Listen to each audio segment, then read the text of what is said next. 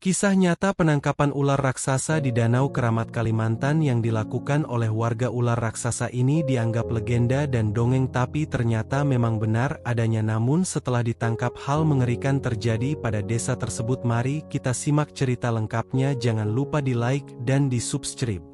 Di sebuah desa terpencil di Kalimantan yang dikelilingi pegunungan dan hutan lebat, terdapat sebuah danau yang tenang bernama Danau Keramat. Danau ini dianggap sakral oleh para tetua desa karena menyimpan rahasia yang telah diwariskan turun-temurun. Legenda menyebutkan bahwa di dasar danau bersemayam seekor ular raksasa bernama Nyai Lintang. Nyai Lintang bukan sekadar makhluk biasa. Ia dipercaya sebagai penjaga desa yang melindungi wilayah itu dari bencana. Kisah ini sering diceritakan oleh orang-orang tua untuk mengajarkan generasi muda agar menghormati dan menjaga danau. Namun, seiring waktu, legenda ini mulai memudar. Anak-anak yang tumbuh di era modern menganggap cerita ini hanya dongeng belaka. Salah satu pemuda desa bernama Andi, seorang nelayan yang sering mendengar cerita ini dari neneknya, merasa kisah tentang Nyai Lintang hanyalah fantasi. Baginya, tidak mungkin ada ular sebesar itu hidup di danau kecil. Desa pun perlahan berubah. Teknologi mulai merambah, dan danau yang dulunya dihormati kini hanya dilihat sebagai sumber air dan tempat mencari ikan. Tak ada lagi yang datang memberikan sesajen atau memanjatkan doa. Danau itu dianggap biasa, tanpa nilai mistis yang tersisa. Tetua desa, Mbah Surip, adalah satu-satunya orang yang masih memperingatkan warga tentang pentingnya menjaga Danau Keramat. Jangan pernah mengganggu danau itu, seringkali ia berkata. Nyai Lintang ada di sana.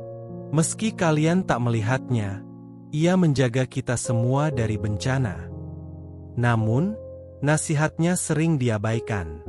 Orang-orang menganggapnya sebagai kata-kata dari orang tua yang terlalu terikat pada masa lalu. Pada suatu malam, saat bulan purnama menggantung rendah di langit, Andi memutuskan untuk pergi ke danau mencari ikan. Namun, kali ini dia tidak membawa jala atau alat pancing biasa. Ia membawa sesuatu yang jauh lebih berbahaya, yaitu bahan peledak. Metode terlarang ini dianggap ampuh untuk menangkap ikan dalam jumlah banyak dengan cepat. Baginya, ini adalah cara mudah untuk meningkatkan hasil tangkapan tanpa perlu bersusah payah. Ketika Andi tiba di tepi danau, suasana terasa sunyi. Angin berhembus pelan, membuat permukaan danau terlihat seperti kaca yang tak bergerak. Tanpa berpikir panjang, Andi menyalakan sumbu bahan peledak dan melemparkannya ke tengah danau. Sebuah ledakan kecil terdengar, diikuti oleh gelombang air yang mengguncang permukaan danau. Namun, tidak ada ikan yang muncul ke permukaan. Andi mengernyitkan dahi, merasa ada yang aneh. Tiba-tiba air danau mulai bergejolak dengan hebat. Riak kecil berubah menjadi ombak besar yang menghantam perahu kecil Andi. Dari kedalaman danau, sesuatu yang besar bergerak.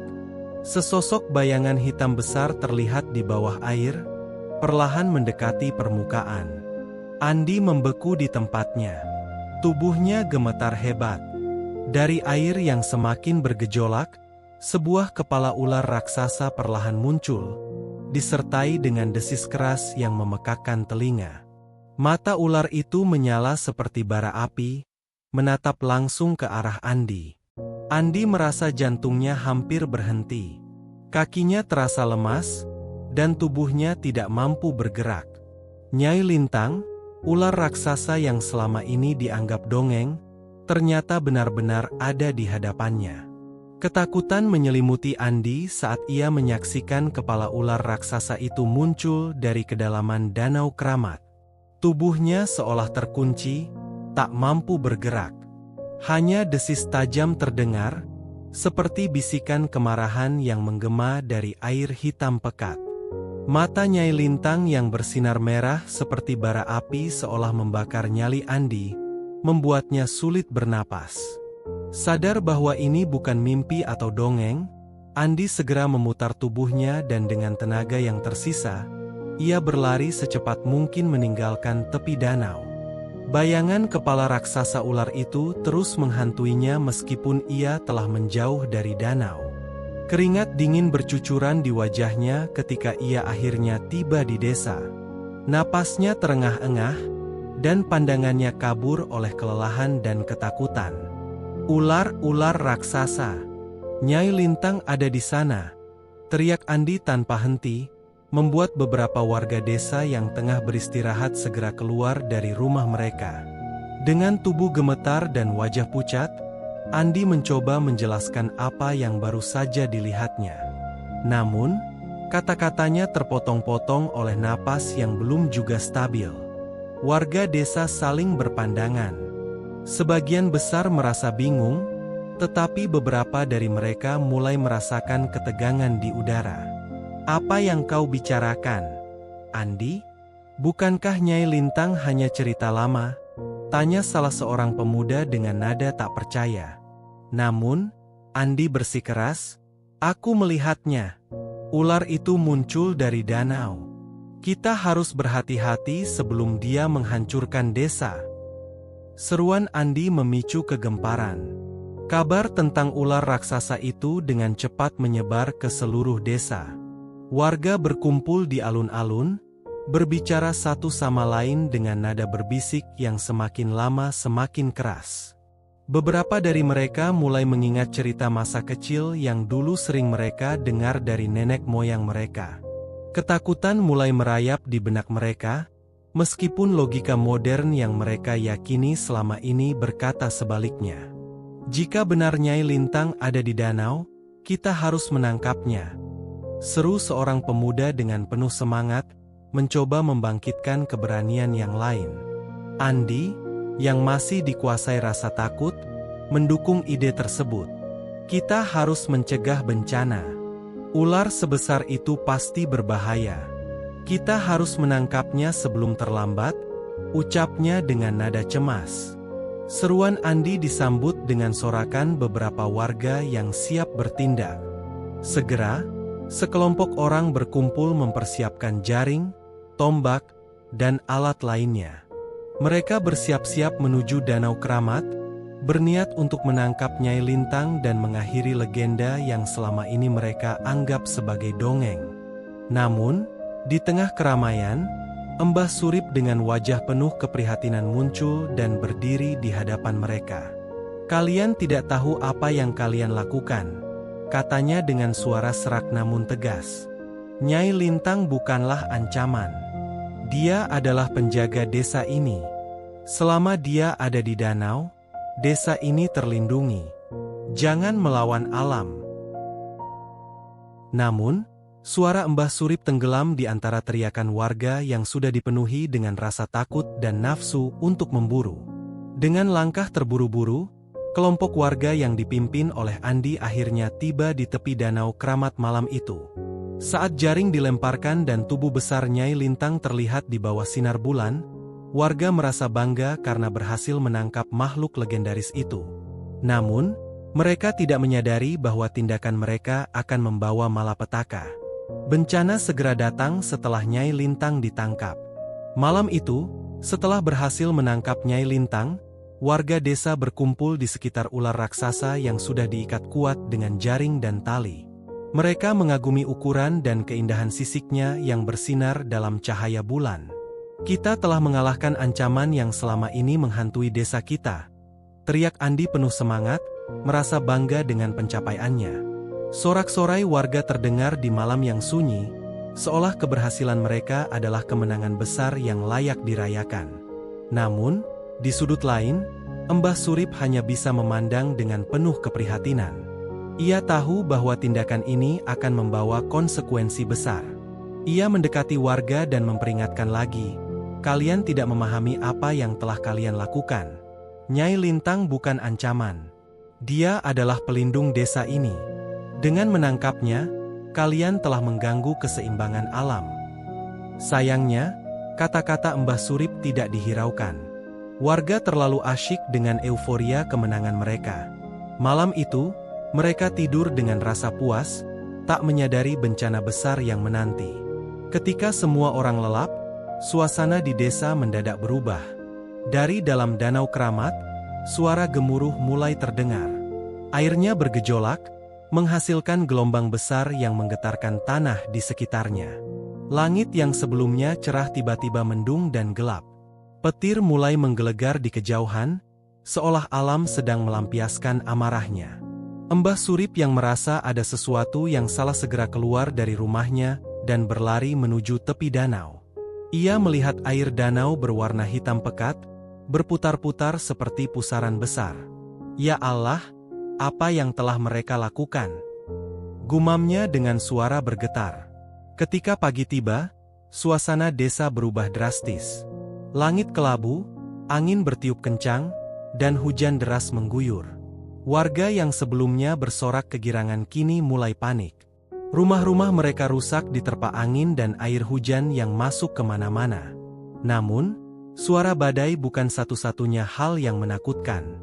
Dari danau, suara gemuruh besar terus terdengar, seperti panggilan dari makhluk yang sedang marah.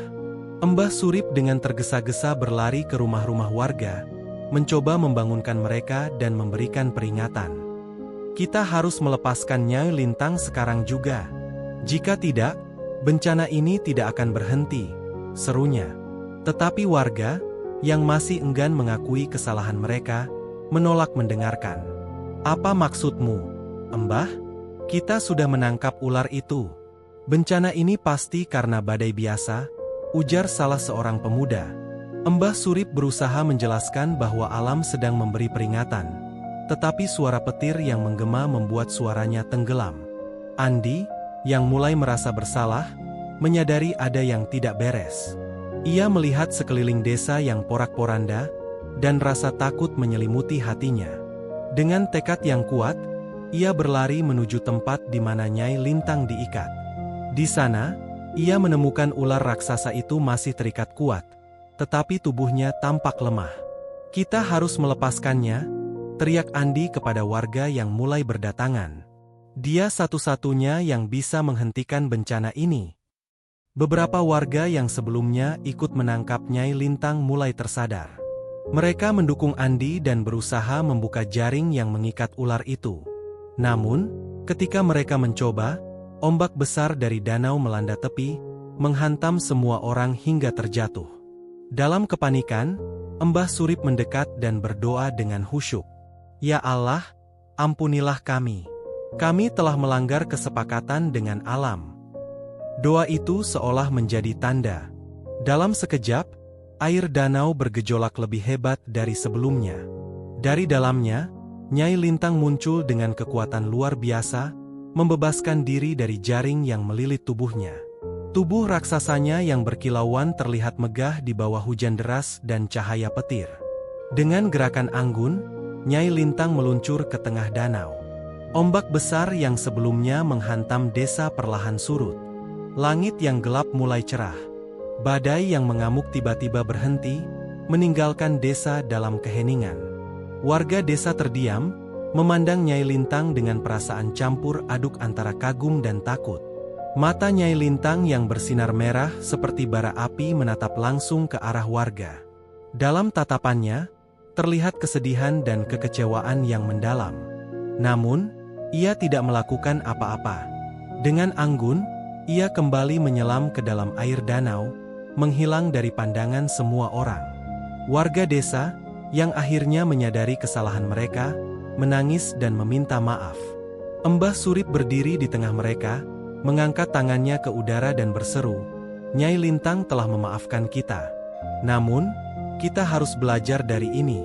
Mulai hari ini, kita harus menjaga danau ini dan menghormati alam seperti dahulu. Sejak kejadian itu, warga desa kembali memuliakan Danau Keramat. Mereka mengadakan upacara rutin untuk menghormati Nyai Lintang dan menjaga lingkungan di sekitar danau. Legenda Nyai Lintang kembali hidup, diceritakan dari generasi ke generasi sebagai pelajaran bahwa manusia harus menjaga keseimbangan dengan alam. Danau Keramat kini tetap menjadi tempat yang penuh misteri dan keindahan, di mana setiap tetes airnya menyimpan kisah tentang hubungan manusia dengan penjaga mereka, Nyai Lintang. Seiring waktu, desa itu tumbuh menjadi lebih harmonis, selaras dengan alam yang pernah hampir mereka hancurkan.